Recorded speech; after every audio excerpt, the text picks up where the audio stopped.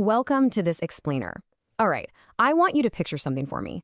Imagine the harsh, totally sculpted deserts of Saudi Arabia. We're talking sun-baked sand, towering rock formations, and an environment that honestly seems almost impossible for large-scale human survival. But hidden right in the heart of this landscape, in a region called AlUla, lies a 2,000-year-old mystery. Right now, as we speak, archaeologists are unearthing the traces of an incredibly advanced pre-Islamic society that has literally been kept in the dark for over 2 millennia. So today, we're going to explore the lost city of Dadan.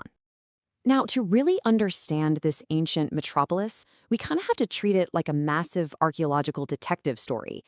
We're trying to reconstruct an entire breathing civilization based on just broken buildings, ancient dump sites, and scattered stones. So we really have to ask the big questions. Who exactly were the guardians of Dadan?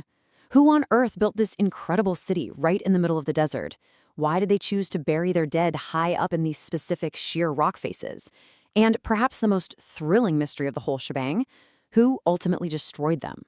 Okay, let's dive into this timeline to get our bearings. If you know a little bit about ancient Arabia, you might actually be familiar with the Nabateans. You know, they're the famous civilization that carved those absolutely stunning, monumental sandstone tombs at Hegra, which is really just about 20 kilometers away.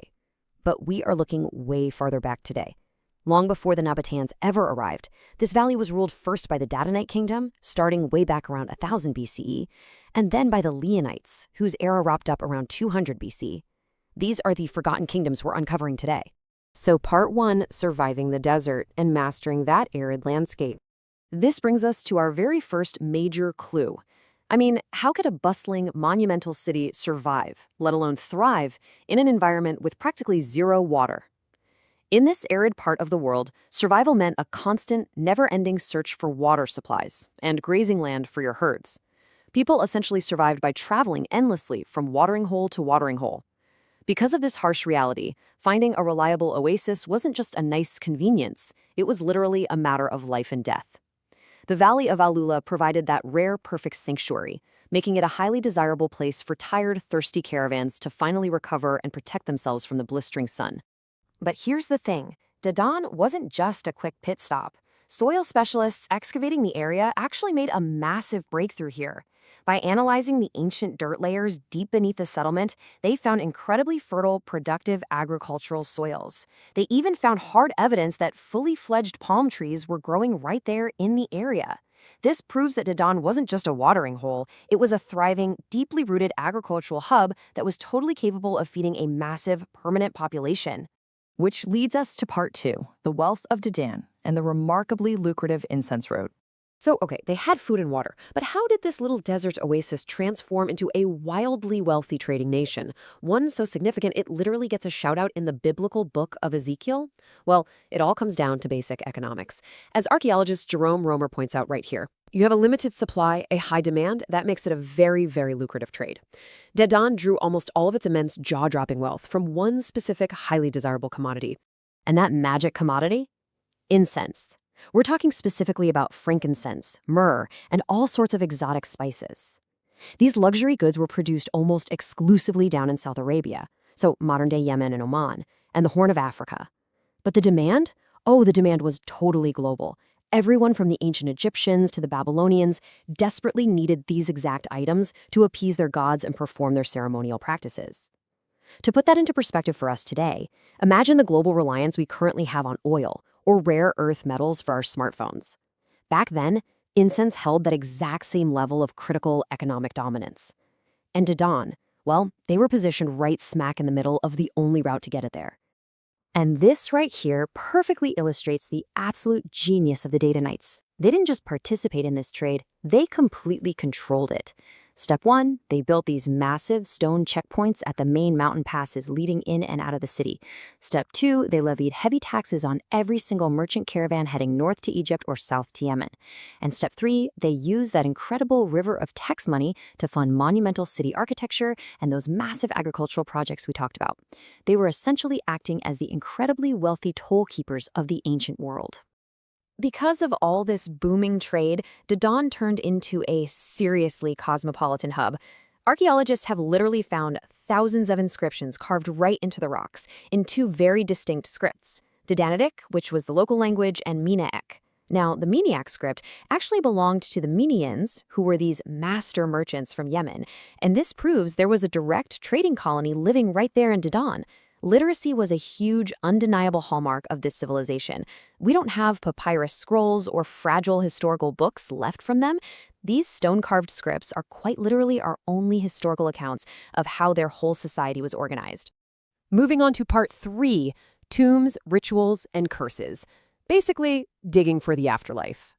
So, knowing just how rich and literate these people were, archaeologists obviously really wanted to understand their religious practices. But trying to find an intact burial site actually turned out to be one of the most frustrating hunts in modern archaeology.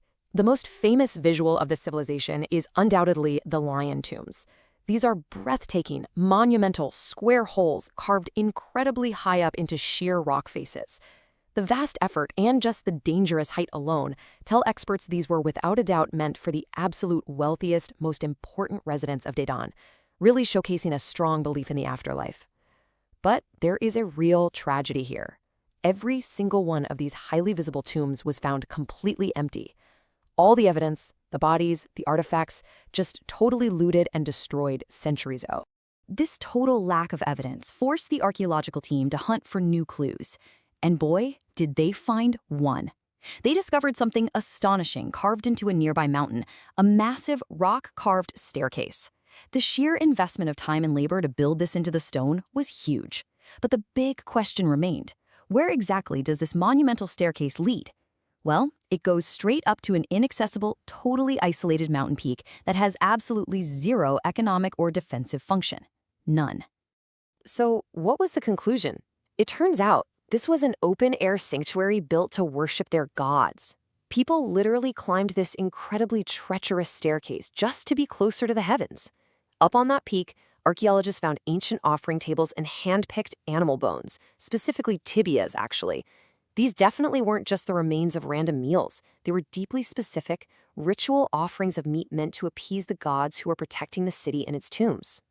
Meanwhile, back down near an ancient stone quarry, epigraphists who were translating some newly discovered Dadanic script found something pretty chilling. It actually read, "May the deity crush and destroy the descendants." Literally an ancient curse. The locals were apparently so completely terrified of the grave robbers who had emptied out the lion tombs that they literally carved curses into the rock just to protect an unlooted tomb they had hidden nearby in the quarry. And hey, that curse might have actually worked, because the grave robbers never found it. But the archaeologists finally did.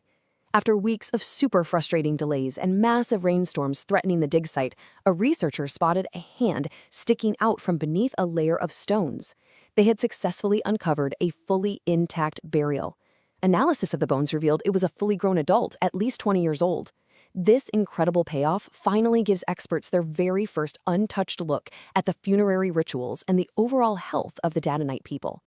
Now for our final chapter, Part 4, Enemies and Erased History, the sudden collapse. So here is the absolutely crucial point we need to figure out. If Dadan was wildly rich, highly literate, heavily fortified, and well-fed, what exactly happened to them? Who actually managed to erase such a powerhouse from history? Well, the rock art they left behind gives us our very first clue.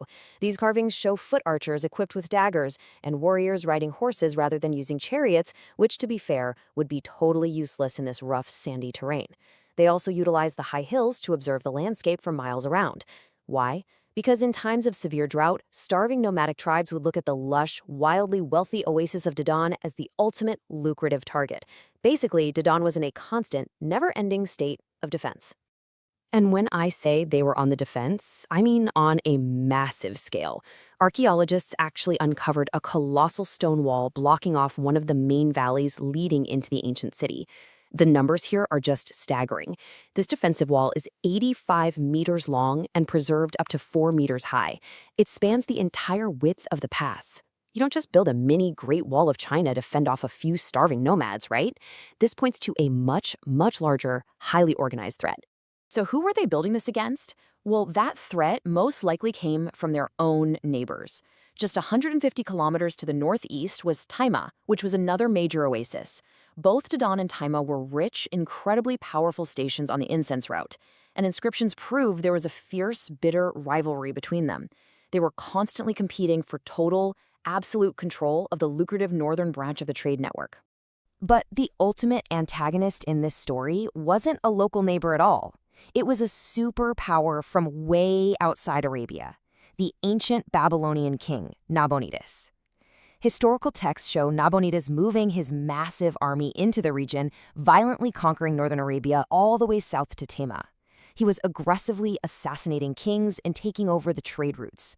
And in one of these ancient fragmented Babylonian texts, the king of Dadan is explicitly mentioned.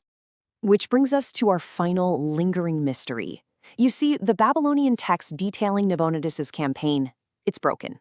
It literally cuts off right after mentioning the king of Dadan.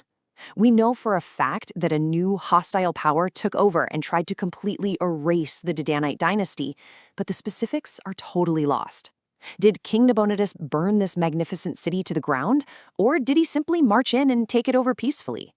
Because the stones are silent and the ancient texts are incomplete, the true final fate of the vibrant kingdom of Dadan remains, for now at least, buried deep beneath the Arabian sand. So, what do you think it will actually take for the desert to finally give up this last secret? Thanks so much for exploring with us today, and keep questioning the history beneath your feet.